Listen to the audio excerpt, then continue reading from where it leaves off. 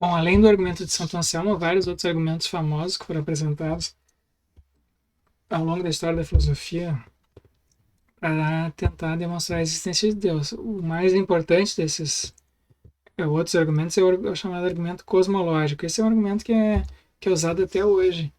Né? Então, muitos religiosos ainda hoje sustentam argumentos desse tipo.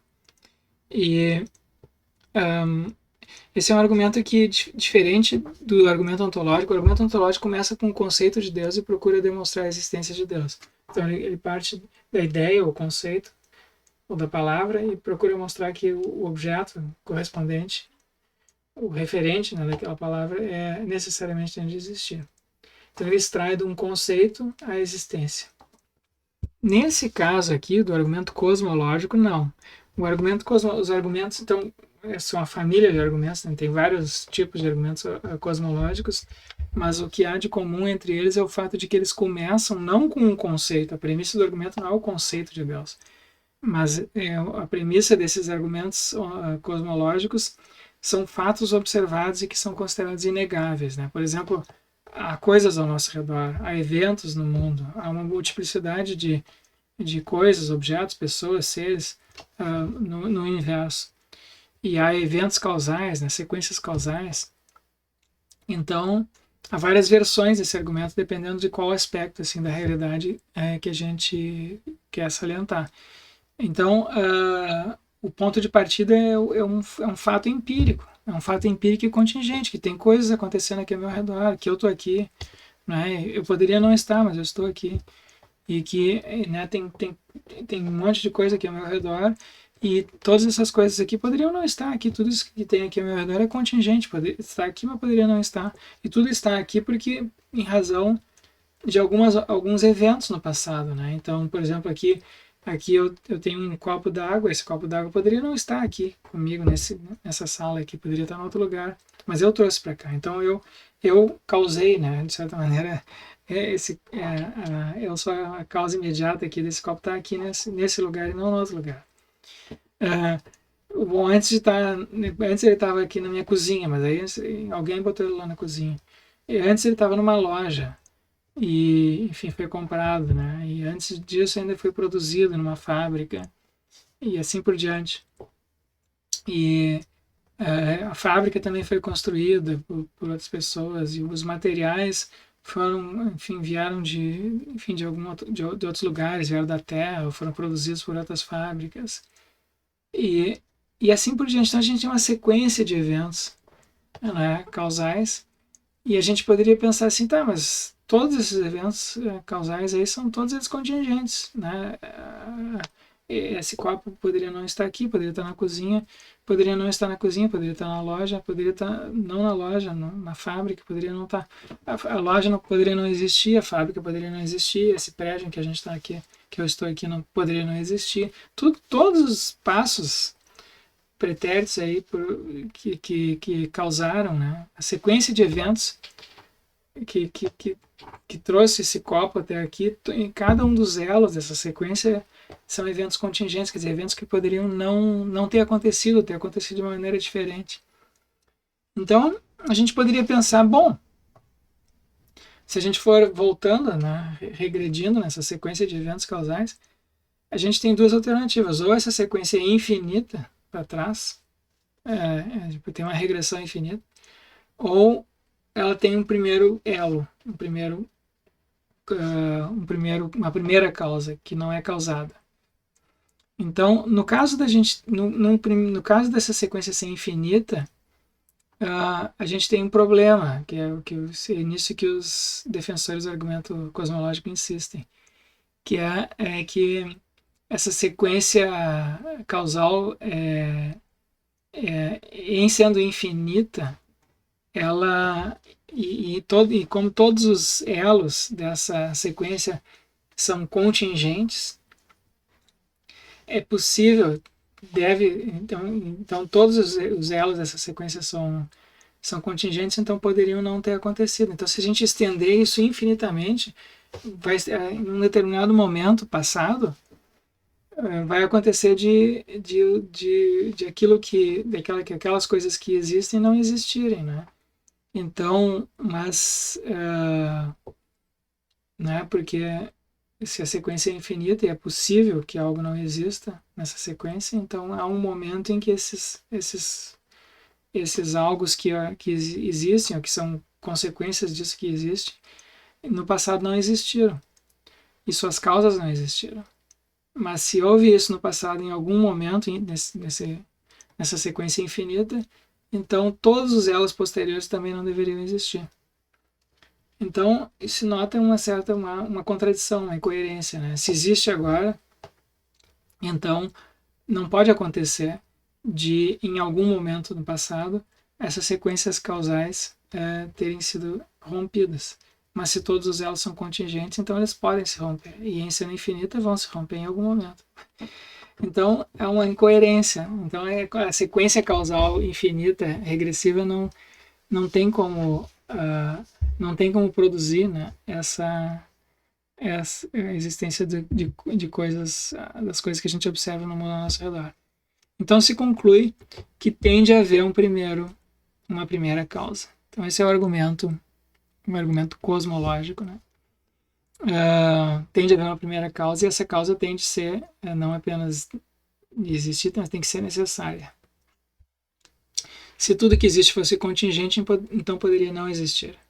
Se a sequência de eventos que produziu o mundo atual fosse infinita e todos os seus elos também contingentes, então em algum momento do passado não haveria nada. Nesse caso, a sequência toda não existiria.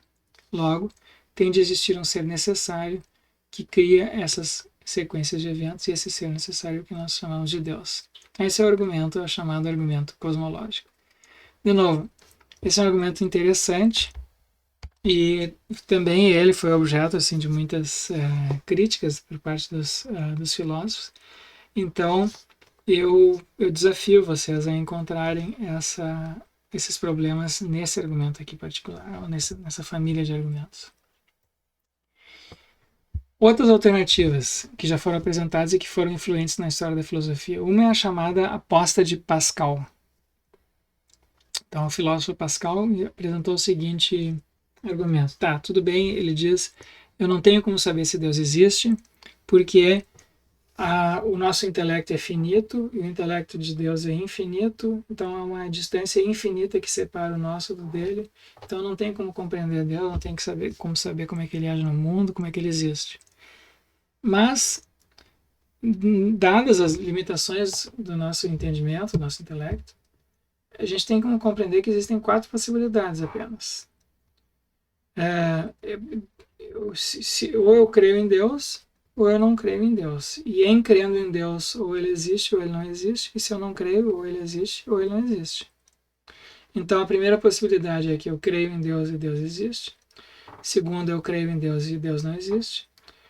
Terceira, eu não creio em Deus e ele não existe. E quarta possibilidade, eu não creio em Deus e ele existe.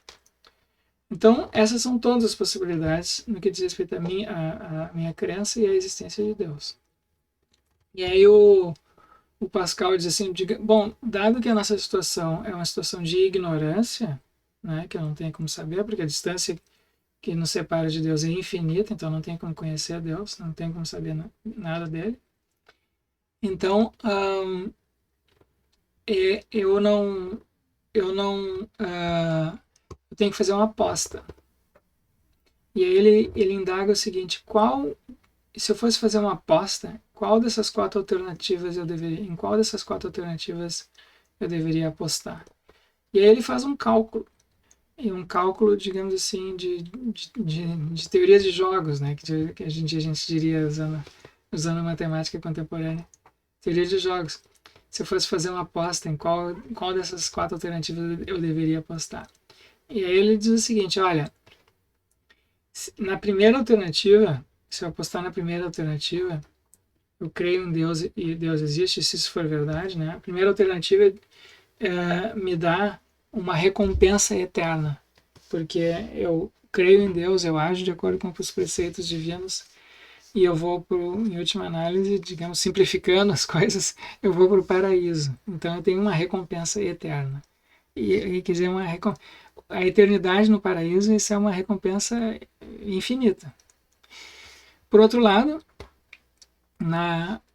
se eu não creio em Deus e Deus existe, então eu vou para o inferno, certo? Simplificando novamente. E aí eu tenho uma punição eterna, tenho uma perda total, né? Então, então, então sobram mais duas alternativas para serem analisadas. A segunda alternativa diz que eu creio em Deus e ele não existe. Nesse caso, eu creio em Deus, portanto, o Pascal diz, eu limito a minha vida de acordo com aquilo que eu julgo serem os preceitos de Deus, mas Deus não existe. Então eu tenho perdas finitas, que são as perdas ou sacrifícios que eu faço nessa vida, né? Mas Deus não existe, eu não ganho nada com isso. Mas a minha perda é finita, que é só uma perda, não é uma perda eterna, né? É só finita, que é enquanto durar a minha vida. E por fim, a última alternativa aqui, que ainda resta por ser analisada, que é a terceira, eu não creio em Deus e ele não existe. Então, nesse caso, eu não perco nem ganho nada. Então, em qual das alternativas eu devo apostar? Eu devo jogar minhas fichas na crença ou na descrença? Na descrença. Se eu jogo as minhas fichas na crença, então eu posso ter recompensa eterna ou perdas finitas. E se eu jogo na descrença, eu posso não perder nem ganhar, ou ter punição eterna. Então ele diz, do ponto de vista assim, do cálculo das perdas e ganhos, é muito melhor, racionalmente, apostar na crença, ele diz. Porque se eu creio e ele existe, eu tenho uma recompensa infinita, e se eu creio e ele não existe, eu tenho uma perda meramente finita. Mas se eu não creio e ele existe, eu corro risco, né? E se eu não creio, eu corro o risco de ter uma punição eterna. Então é muito melhor, ele diz, é muito mais assim prudente e racional apostar na crença em Deus. Então isso não é um argumento para provar a existência de Deus, isso é simplesmente um argumento para levar as pessoas a acreditarem em Deus, né? Mas claro, a gente lê esse argumento, uma pessoa que não acredita em Deus, lendo esse argumento não fica convencida, né, de nada. E ela não passa a crer em Deus. Então o Pascal responde a essa objeção dizendo, sim, mas se tu não acredita em Deus e está convencido de que é mais racional apostar na crença em Deus, então tu pode fazer o seguinte, tu começa a frequentar a missa e rezar e fazer as coisas que as pessoas que creem fazem. Aí tu vai adquirindo esse hábito e aos poucos a crença vai naturalmente surgir em ti. Então tu pode deliberadamente, né, buscar isso. Ele diz. Então esse é um argumento assim um pouco diferente dos anteriores, né? Que diz respeito a que atitude a gente deve ter. E ele faz uma análise racional assim dessas atitudes. Então isso é do filósofo Blaise Pascal. E por fim eu queria mencionar, só não vou apresentar, só mencionar alguns argumentos empíricos que foram apresentados nas últimas décadas, sobretudo nas últimas décadas agora do século passado, século XX.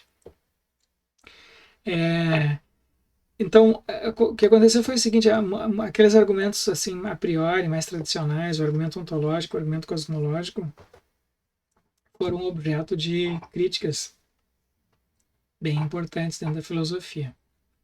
Críticas que eu espero vocês apresentem no exercício que será entregue na sexta-feira que vem.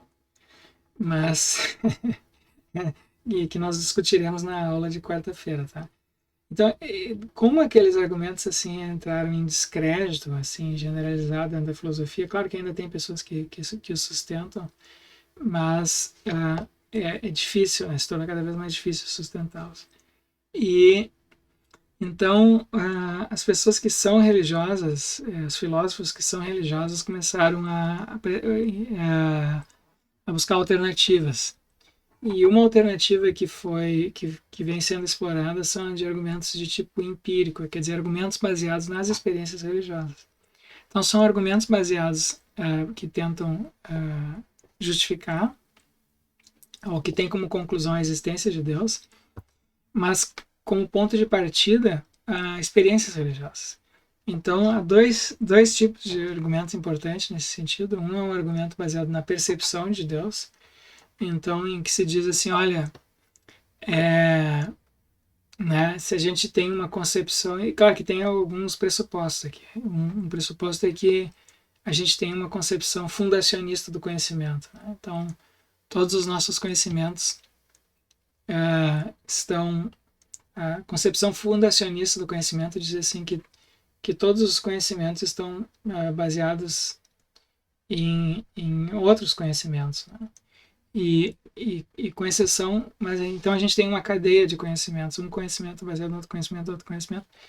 E só que essa cadeia tem que chegar a um fim, tem que ter um fundamento para isso.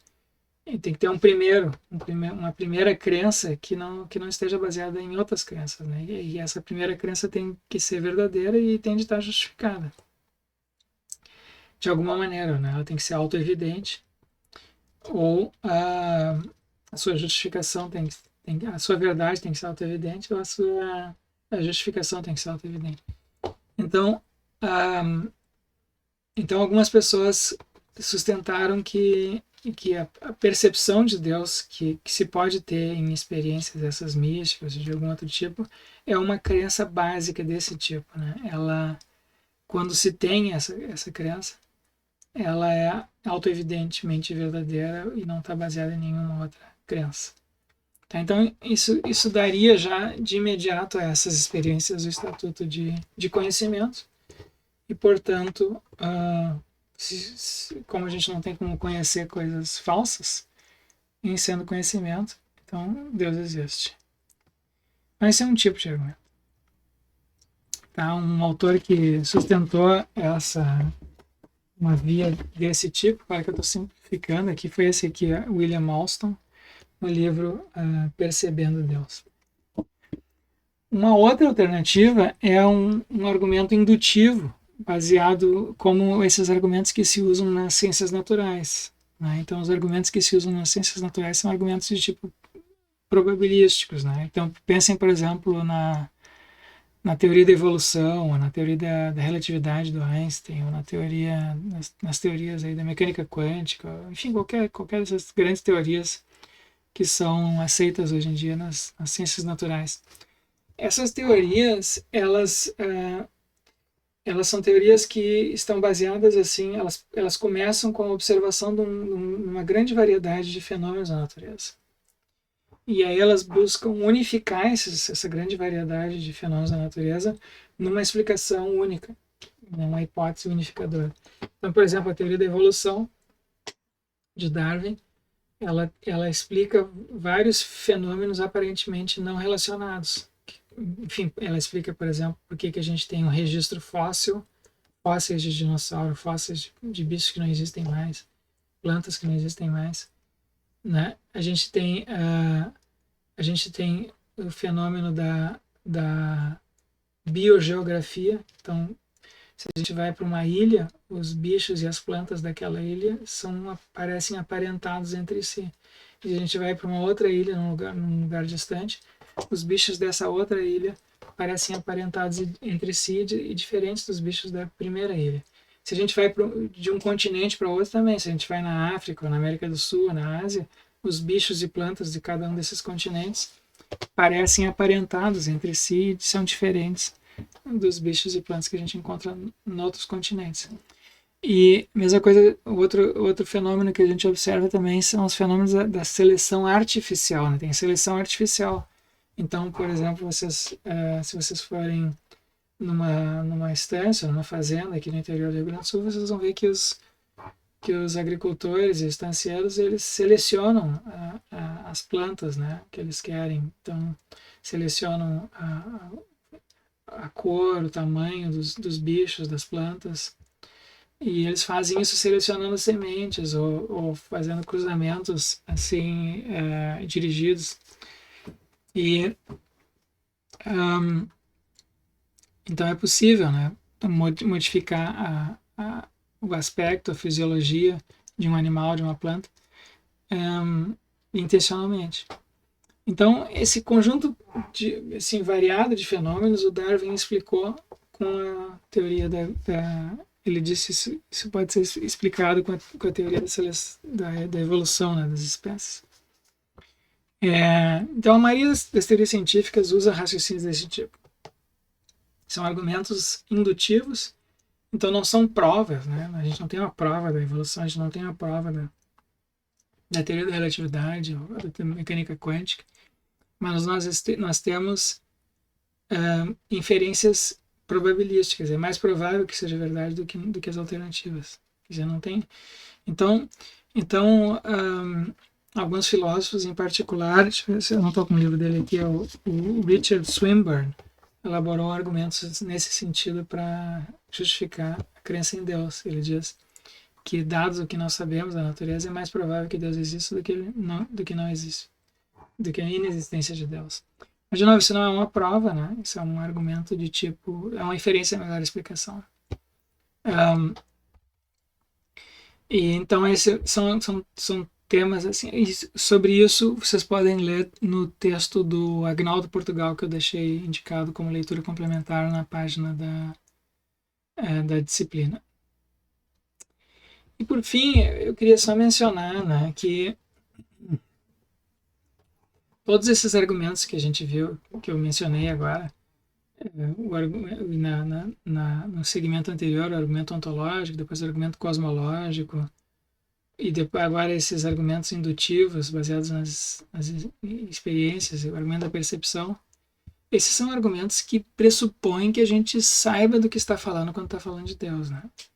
Se a gente levar em consideração aquelas reflexões lá do Pascal, que a distância que nos separa de Deus, nosso intelecto de Deus é infinita, ou se a gente levar em consideração o que dizem as tradições religiosas sobre Deus, né, que tem esse aspecto misterioso, então talvez a gente não tenha como ter propriamente um argumento para mostrar a existência de Deus. Talvez isso não seja algo possível, né? Se existe esse algo misterioso, como é que eu vou argumentar em favor da existência de algo que eu sequer tenho como conceber adequadamente? Eu não tenho como formular isso linguisticamente. Então, nesse caso, a gente não teria como propriamente conceber isso em termos assim teóricos, né? Essa discussão em termos teóricos, do ponto de vista teórico, isso sequer faria sentido. Então, talvez faça mais sentido a gente falar em perspectivas diferentes, né? A gente tem perspectivas religiosas e perspectivas não religiosas. E da mesma maneira que a gente viu algumas coisas sobre perspectivas na segunda semana de aula, né? Talvez isso se aplique aqui. Há pessoas que têm perspectivas ou pontos de vista ou levam vidas religiosas e há pessoas que levam vidas não religiosas. E essas diferenças não são diferenças assim puramente que tenham como ser resolvidas em termos intelectuais, né? Porque justamente não tem um critério que te permita um critério que esteja para além, né, das diversas perspectivas particulares. Então a gente tem agora o que a gente poderia fazer é tentar analisar quais são os componentes cada uma dessas perspectivas, né? Quais são os componentes da perspectiva religiosa e da perspectiva não religiosa. Qual é a diferença entre uma pessoa levar uma vida religiosa e uma pessoa que leva uma vida não religiosa? E aqui, de novo, a gente tem uma diferença de perspectivas, porque as pessoas que são não religiosas, elas tendem a descrever a diferença entre elas e as pessoas que são religiosas em termos de crenças, né? As pessoas que não são religiosas tendem a tratar as religiões como conjuntos de crenças falsas ou ideologias ou teorias falsas, né, do mundo. Então, muitas vezes se diz, né, se a gente interpretar aquelas passagens da Bíblia literalmente, então elas são obviamente falsas. Então, o que essas pessoas estão fazendo, elas estão interpretando, né, aquelas passagens da Bíblia como crenças de tipo teórico, cognitivo, científico, empírico, e aí dizem, não, isso aqui é obviamente falso. Mas do ponto de vista das pessoas que são religiosas, então essa é a descrição, isso é a pessoa que não é religiosa, interpreta a religião dessa maneira e aí se julga justificada na sua irreligiosidade. Por outro lado, as pessoas que são religiosas não tendem a descrever a sua própria religiosidade nesses termos, né? Porque, em geral, para elas, mais importante do que qualquer crença são as atitudes. E aí, a pessoa religiosa, tipicamente não é a pessoa que tem o conjunto A, B ou C de crenças, mas é a pessoa que tem uma certa atitude com relação aos eventos da sua vida que é um pouco diferente. Então ela tem uma atitude assim de gratidão, de reconhecimento, de uma instância superior, que ela se coloca como parte de algo maior do que ela e que dá sentido à vida dela, né? E então ela está constantemente agradecendo. Então quando acontece alguma coisa boa na vida dela, ela agradece a Deus. Quando acontece alguma coisa ruim na sua vida, que ela interpreta como ruim, ela pede ajuda a Deus, ela pede inspiração e tal. Então ela está sempre em conexão com isso. Então isso é o que caracteriza a perspectiva religiosa mais do que a crença propriamente dita, né? Que seria esse elemento mais intelectual.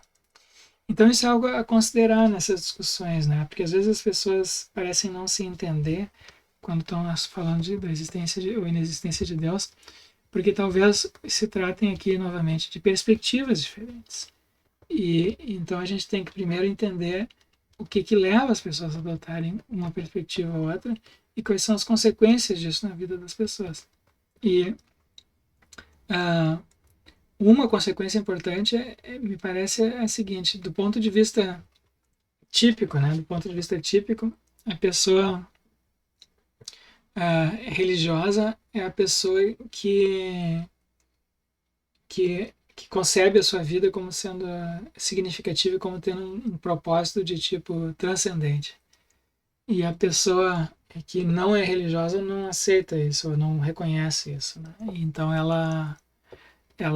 o sentido da vida para ela tende a estar nos eventos da sua própria vida, ou naquilo que ela faz ou deixa de fazer, né? Nas suas atitudes assim concretas.